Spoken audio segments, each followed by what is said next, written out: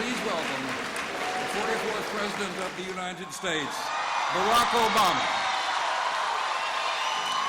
When countries that out-educate us today will out-compete us tomorrow, a world-class education is a prerequisite for success. There's no two ways about it. There's no way to avoid it. You know what I'm talking about.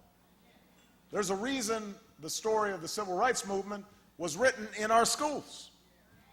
There's a reason Thurgood Marshall took up the cause of Linda Brown. There's a reason why the Little Rock Nine defied a governor and a mob. It's because there is no stronger weapon against inequality and no better path to opportunity than an education that can unlock a child's God-given potential. I think black males are strong, intelligent, are motivated, and can do whatever they want to when they put their mind to it. In our world, there's the impression that white is right and you have to be like them, but black people have accomplished a lot of things, so there are some kids who want to strive to be the better person. The purpose of the 2020 project was to develop a student-to-student interaction, if you will, where these students from these two different spaces would have an opportunity to see what they had in common. Both schools, Westchester High School and Campbell Hall, had groups that primarily focused on African-American young men.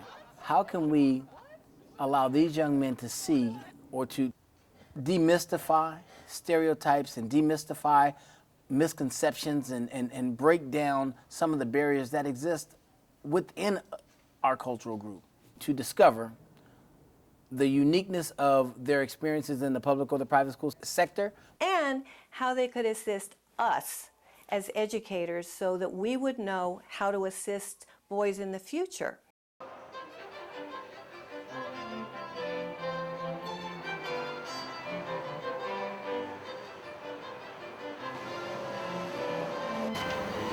Well, welcome to Campbell Hall, sir. All right, thanks, man.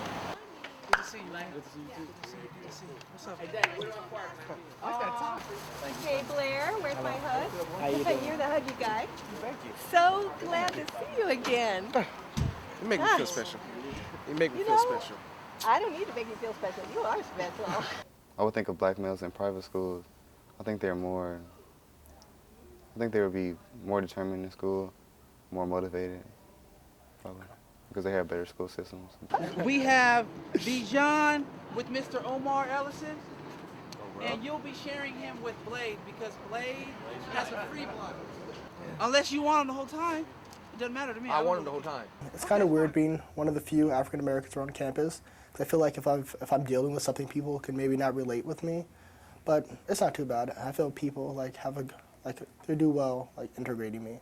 I feel that African American youth at public schools feel that it's maybe easier to hang out around African Americans because a lot of schools around here, from my experience in public school, tends to feel that, you're often the minority, you're often the one who's not noticed as much, and so it just is easier to identify with those who have the same race as you or same ethnicity. The class was successful in that the students, they applied themselves. Throughout the whole class, everyone spoke Spanish, and they broke off to minimal English, whereas I learned the same material.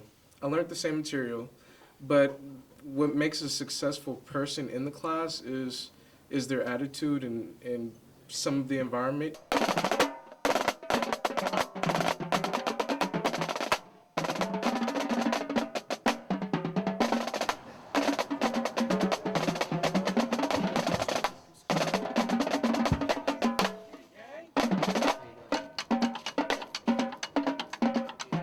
I saw the differences between a public and a private high school. I mean, they don't have a free block, so the people that you see posting, either they were sent out by a teacher, like they might be sent out by a teacher to do class, or a myriad of other reasons why they're out of class. At our school, it's more really quiet and focused.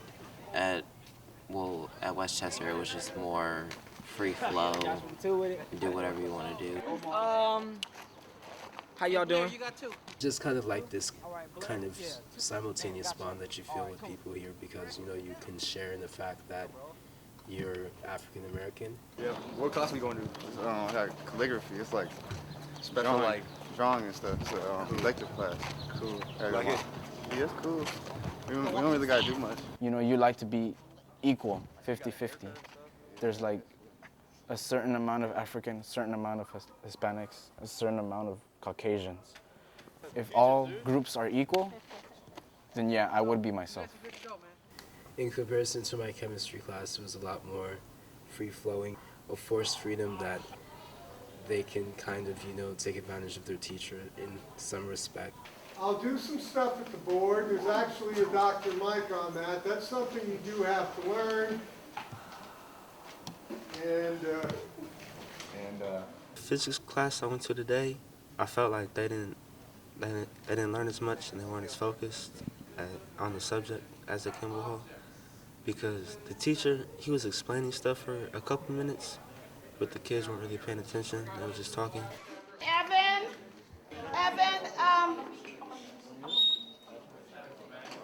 excuse me, the teacher is reading. For the most part, the teacher's trying to keep order with the students that aren't trying to learn, so it was kind of different. Capsit is correct. Thank you. Number 2. My teachers usually, if we're in a classroom and someone's being loud, they're either sent to the office or they're just told to be quiet, and then that's the end of that. But in here, is someone was told to be quiet or sit down, and they responded back to the teacher like they're good friends. It was like, you shut up, I'm gonna go sit down. Like, I wish I could say, if I could say that to my teacher and see what would happen. So what the research is telling us about African American males are the highest of high-risk groups and multiple risk factors. And these kids are drowning, and the only way that we could actually throw them the life raft and give them the opportunities and equip them with the essential resources and support was to actually target them. Public schools are under a lot of constraints because of, you know, No Child Left Behind and sort of this regimen of testing and so on. And I'm not a commentator on the state of education or anything, but what I do know is that we have something of value to offer in contrast to a system of education that's all about teaching to the test, to offer an alternative that really has confidence in kids as deep thinkers, you know, with a deep purpose. And so we give them time to touch into that. I really would like to share with you this letter that I wrote last night to my mom. The school, it reaches out to the students. It's like parenthood. If a parent doesn't reach out to the children, then they wouldn't have a good relationship with the parent. But since you have assemblies and teachers that care and administrators that care, the students have a good relationship with school and have a good time in school. They understood coming from the kids that they need a break and stuff like that, so they let them walk out and go get water or go to the restroom, and like they get a free block, like an hour and 30 minutes. So that's like time to do whatever they want. Our role models are very important to our children because there's so few of them, and it's just like anything else, you know, with Maslow, you know, they want a sense of identity, and who are they going to gravitate to? Are they going to gravitate towards those who are good or those who are bad? So, you know, why create any guesswork of it? We eliminate the space, the vacuum, and give them some positive role models to latch on to. And in terms of music, television, because, you know, the reality shows and all that stuff, how do you think that's shaping you as a man, and especially as a man of color? Like, I'm not, like, if say 50 Cent is like super pubbed out or getting mad publicity, and everybody's like, oh, well, black people are like 50 Cent. I ain't get shot 9 times. I ain't a gangster. I'm not going out trying to kill people. I'm just trying to, you know, be a successful like businessman or something. How many single parent homes? Okay, so pretty much almost more than half the group and stuff. It's kind of hard not having a role model in my life all the time. A teacher is going to be with somebody from the age of like 8 to 20. And all those lessons, all that time spent, that's going to mean that's a large percentage or a portion of that person's personality. So you have a lot of good or bad teachers, you're going to have a lot of good or bad traits and qualities. The fact that the president happens to be African American, does that make a difference? It sets a new bar for African Americans. Previous to, I didn't really know what I wanted to do, like before I started the college process, but after really analyzing and realizing what Barack Obama did, it led me to a new a new type of situation in which I know I want to be involved in some type of politics in the future. But our kids can't all aspire to be LeBron or Lil Wayne. I want them aspiring to be scientists and engineers, doctors and teachers, not just ballers and rappers. I want them aspiring to be a Supreme Court justice. I want them aspiring to be the President of the United States of America. You imagine that man to become President of the United States, how many institutional obstacles that he has had to overcome. I mean, look at me. I'm a black principal, a black male principal with a doctorate, top of my class. Do you imagine how, and people don't realize how many, I've had to overcome a lot of institutional obstacles that the normal person who's not resilient probably would not have made it this far. The manner in which young men need to be prepared to navigate this system, it's changed. I think one of the advantages for students going to a Campbell Hall is that they begin to see systems that are consistent with privilege, consistent with white majority, whereas students at Westchester High School specifically may not necessarily see nor understand how to navigate those systems. Before we get started this morning, it's an honor and privilege to welcome 6 students from Westchester High School and Darren Early from LMU who are visiting our campus this morning. I'd like to invite our Westchester guests and their host to please stand for a moment so we can acknowledge you.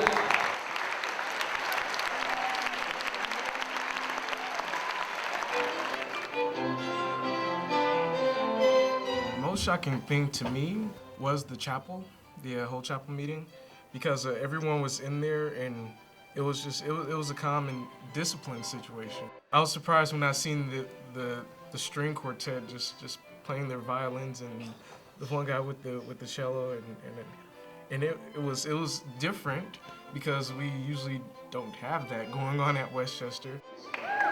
Joey Lynn, Jeremy Gold.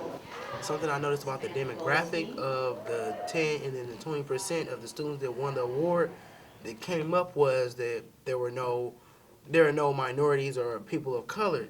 The vast majority of the population at this school is white. So it wasn't a shock that most of them got the award. Now, if we were back at Westchester and that same award was to happen and it was like no black people up there, then I'd be thinking like, man, we really messing up.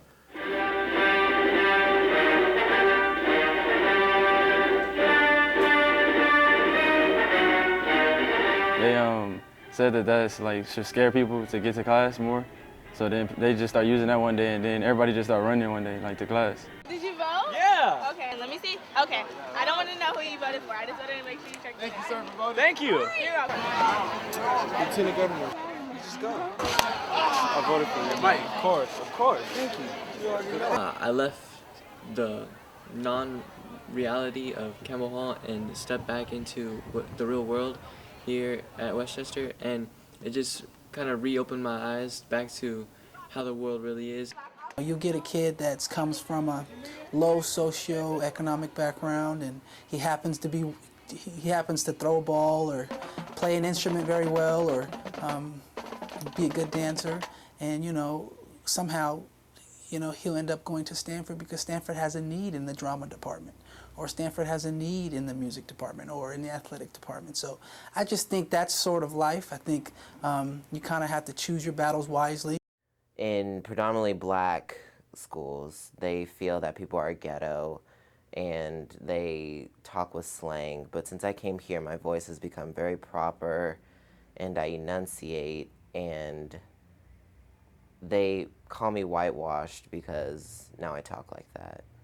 Black kids at public school could think that the private school black kids are posers because, they might hang out, they might live in the same neighborhood or something and act totally different with them and then with the white people. But that's it. You just have to know how to, talk and get along with different kinds of people. I don't believe in code switching, and I didn't have to do that at Westchester today. I spoke to them like I speak to the white kids at my school. I spoke to them like I speak to any kids that I encounter in my lifetime. And I spoke to the adults the same way I speak to the adults at my school as well. They don't get any different treatment. They all command respect, and the peers, they all deserve the same treatment. mean, they were just talking to us like we had been friends with them for years, That's what I mean, they made us comfortable.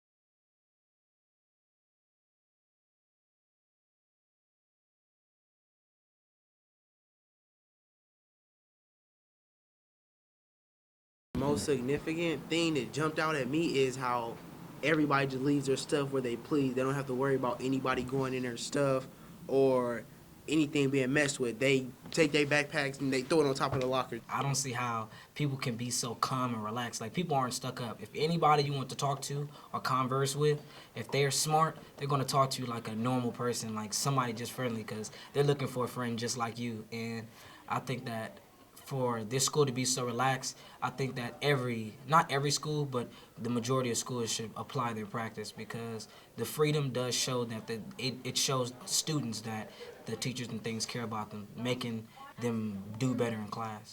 We're hoping that we'll be able to put together a model that is shareable so that we can expand the influence of this program through other independent schools, however it works in their part of the country.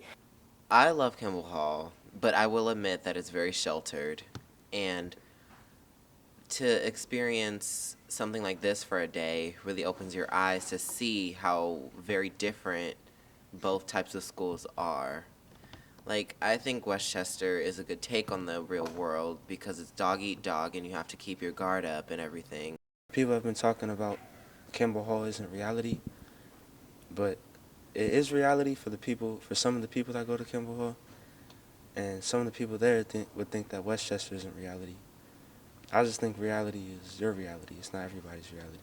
I looked at 4 or 5 people tests. I analyzed they work environments. I analyzed the work. I talked to a couple of teachers, and the work seems like my grade, but it'll probably even seem dumbed down. But these people are considered smarter than us because it's a private school. And I feel that if I was to come here, I'd probably be getting a 3.5 rather than getting a 2.7 at my school. Like, I could probably be getting straight A's here. It's a better environment. It's more peaceful, and the work is consistent, and it challenges me. That's what I've really been looking for.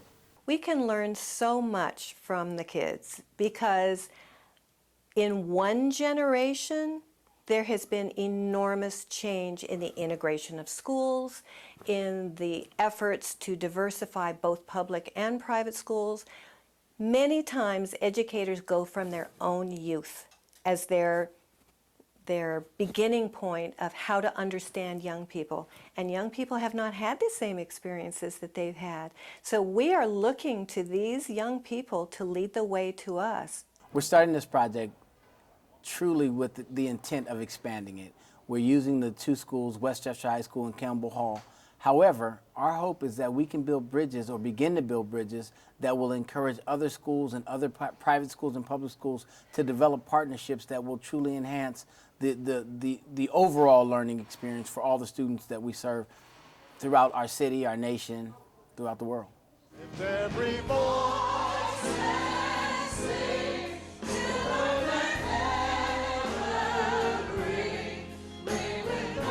This was what I needed right before I left home and went into college. More of a reality check, bring you back to it brought you back to, perspective. It brought everything back into perspective. I'm going to be going somewhere where black people aren't really welcome. I'm going to attend the University of Mississippi next year. And I feel that in a way I will identify with a lot of students here who are in a situation they won't really like to be or aren't comfortable in, but strive to, do better. And I know that this was a very positive experience.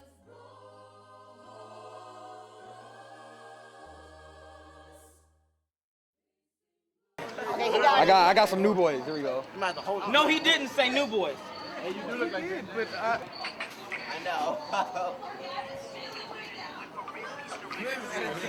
No, I'm just joking. I wouldn't do that. I could work around the uniform, I could put my own spin on it. Yeah, I like the uniforms. The collars is white, sweater's blue. Blue used to be my favorite color, man. Hey, but it's pretty cool. I like it. You know, I would wear it.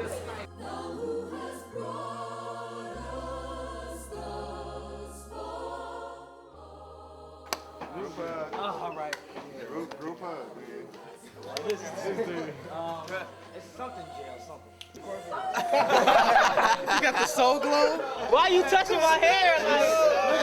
Oh, it's a party every Friday, Saturday. If y'all ever want to go to a function, y'all can hit us up Most definitely. next week and we'll take y'all to one whenever y'all want to go.